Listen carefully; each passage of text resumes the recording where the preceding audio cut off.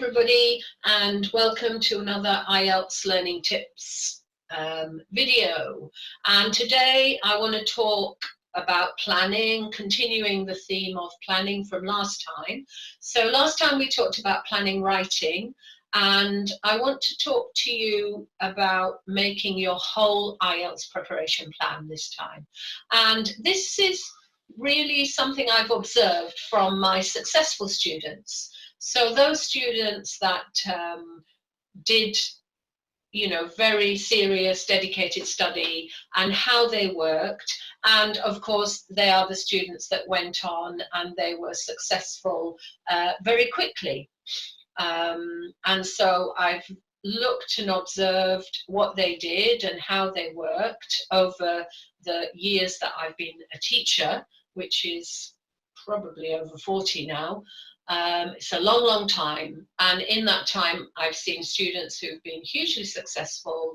And then I've seen some students who've maybe got success in the end, but it's taken them a long, long time because they were a little disorganized and perhaps a little less dedicated. So I want to talk to you about the things that will make you a good student and get you good results.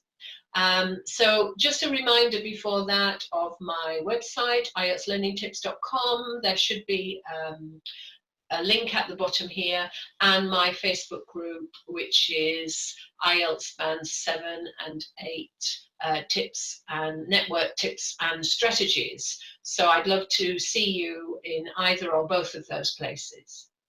So let's jump in and think about the planning and how you can plan your IELTS. And this is actually quite useful if you are just starting out. I've recently had a lot of people asking me how to get started on IELTS because they've just been told they need to have it and which band they need to get, and they really don't know where to start. So this might be a helpful way as well if you're starting out. So create an effective plan for your whole study. Okay, so first of all, I think you need to know that not all study is fun. And a lot of language study is not really fun. Some is, you can watch movies, you can listen to stories, you can read novels, and all of this is enjoyable, but that's not the whole of IELTS. Certainly that will help your English skills, and that will definitely help you to get a better result if your English skills are better. However, you still need to do the day-to-day practice of the exam and the questions. So it's not all about fun.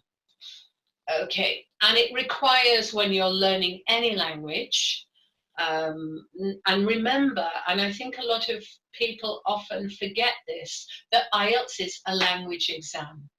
It's all about your language level and ability, just like any other language exam. And learning a language requires you to do certain regular actions. You need to learn. You need to learn new words. You need to learn about sentence structures and grammar. And you need to learn how to approach different types of question. Then you need to repeat it. And this repetition, because remember, it's a skill. Language is a skill. So it's only by repeating that you become proficient. Okay. Whoops, sorry. And then you need to recycle that. So let's say you've learned some vocabulary, you've repeated it, you've written some sentences with that vocabulary. Then the next time you do an essay, for example, a task, you need to use that vocabulary again, because otherwise you'll forget it and it won't come immediately in the exam. It's the same with the speaking. So you learn some words that you want to use in the speaking, you try and memorize them, you use them because that's the best way of remembering them, and then you keep practicing them and you keep recycling them into different sentences so that when you get into the exam, they will just pop automatically into your head. Then you need to review everything. So you need to look at, okay, if you're doing writing, where were the mistakes? Now I look at what I've done and now I need to learn from that and start the process again. So then you go back to the learning, back to the repeating, back to the recycling, and back to the reviewing. And this process goes over and over. Now, I'm not saying with the same words, obviously it's different words that you're learning, different sentence structures, different grammar, but this is basically the process.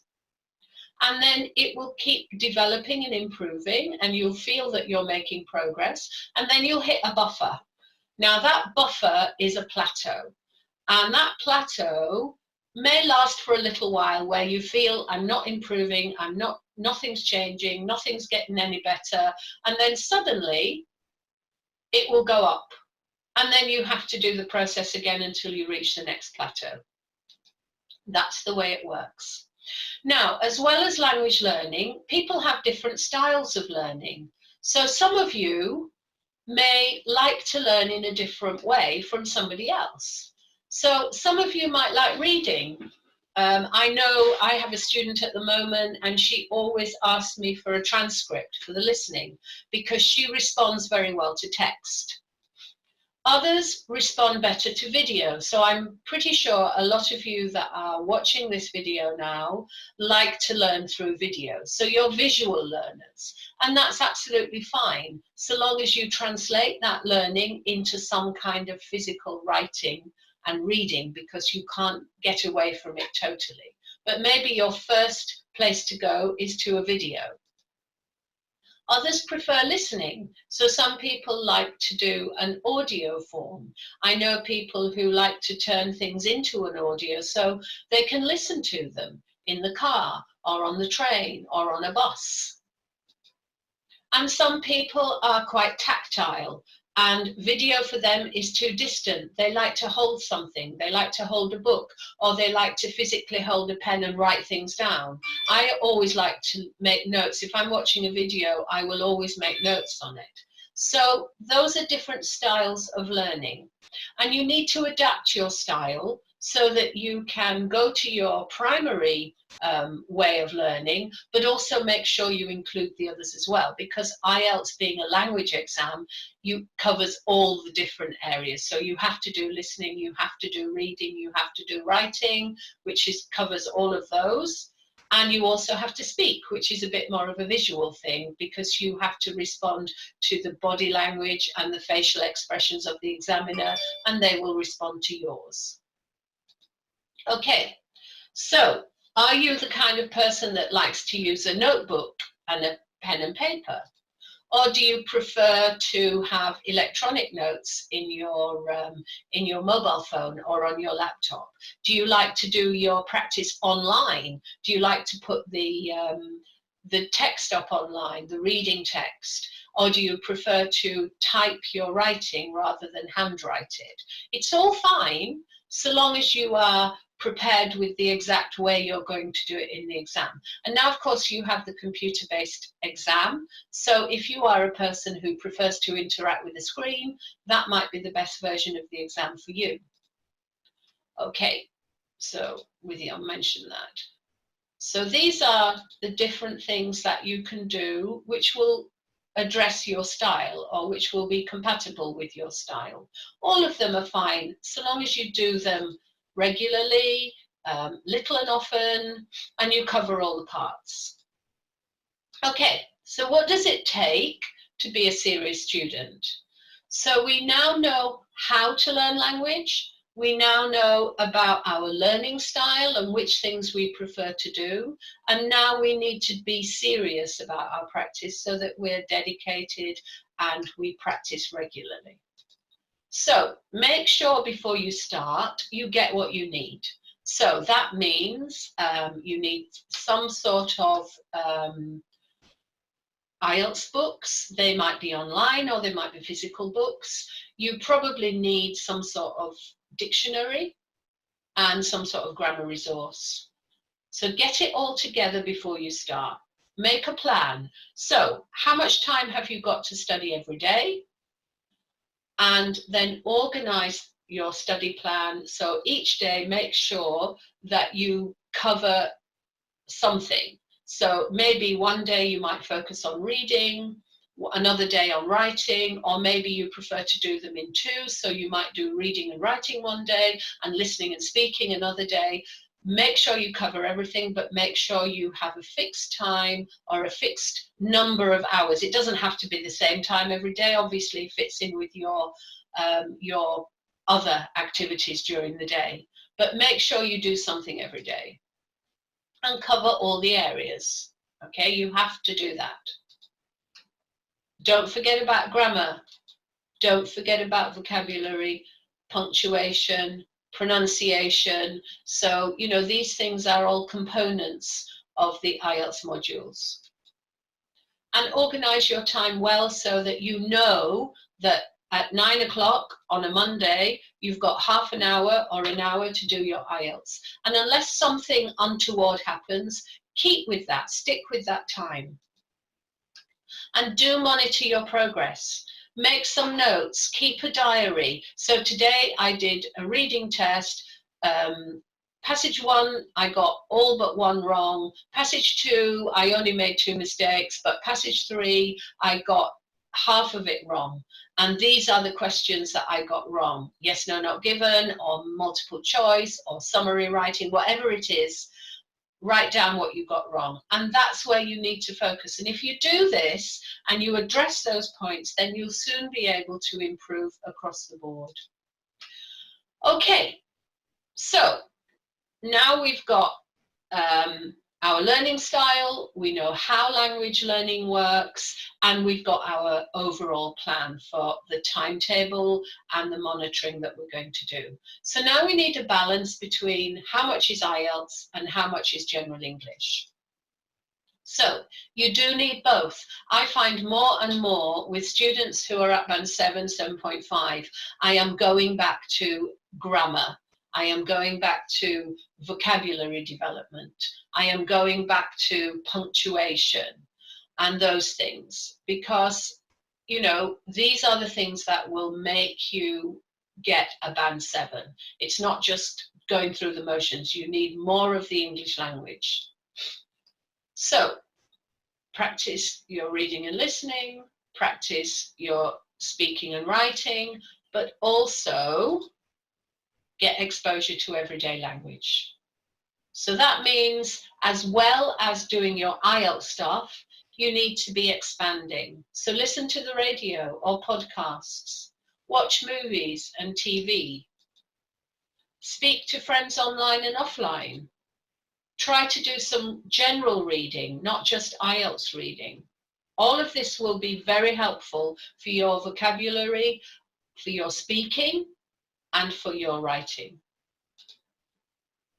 Okay. And it will get you a higher band because you'll be pushing your English language level all the time. Okay, and it is true. If your English skills are really good, then the IELTS will be easier. Okay, so here are 10 things that you must do.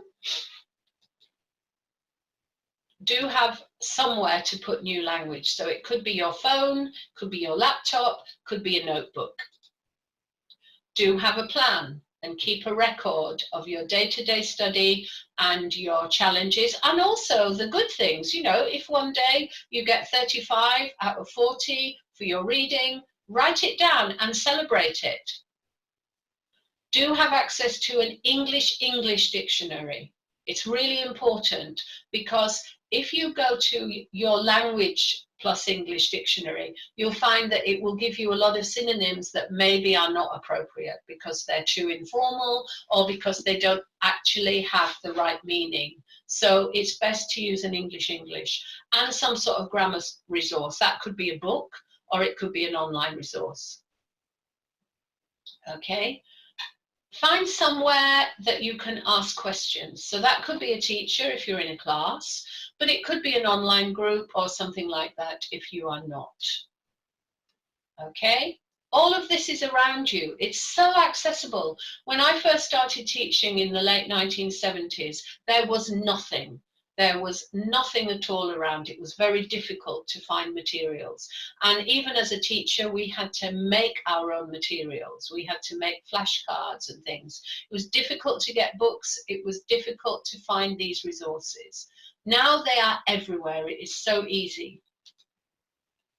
Okay? A learner diary. So that's what I said before about monitoring your study. And do try and enjoy it.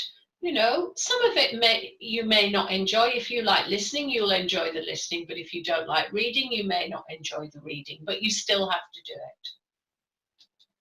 it. Okay? I have a planner in my free resources, which you can download and use. So it gives you a way of organising your work and evaluating it too. Oops, we're only 8 there, not sure why. Okay, these are the things that you mustn't do. So don't just rely on your memory because you'll forget.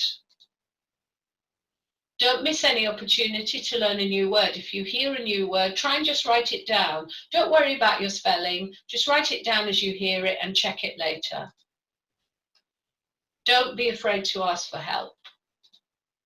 Don't feel you have to understand everything. If you're watching a movie, the worst thing is to keep stopping it and trying to understand it. Just go with the flow, get the gist of what's going on. If you're reading a book, the same. Don't read a book with a dictionary. Just if there are some words that keep coming back and you're not sure what they mean, then write them down and look them up later. But if you get the gist of everything that you're reading, then don't worry about the detail. This is the fun bit. If you're doing IELTS, then you really do need to understand everything. And don't put off your study. Be systematic, and then you'll start to value the time that you spend on it, and you'll start to enjoy it because you'll see the progress. Okay, I don't know what happened to the others. I thought there were 10 of each, but never mind. And here are the 2 places I mentioned earlier where you can hook up with me and get more information. Okay, so do plan your whole training and your whole preparation, as well as planning your writing and other individual parts. And there is an article that I wrote to accompany this video on my website, and hopefully all 10 of the do's and don'ts are in there. So I'm not quite sure why they weren't all on the slide. I must have missed some. But never mind, I think they're all there in some way. Okay, so I'll see you on the next video.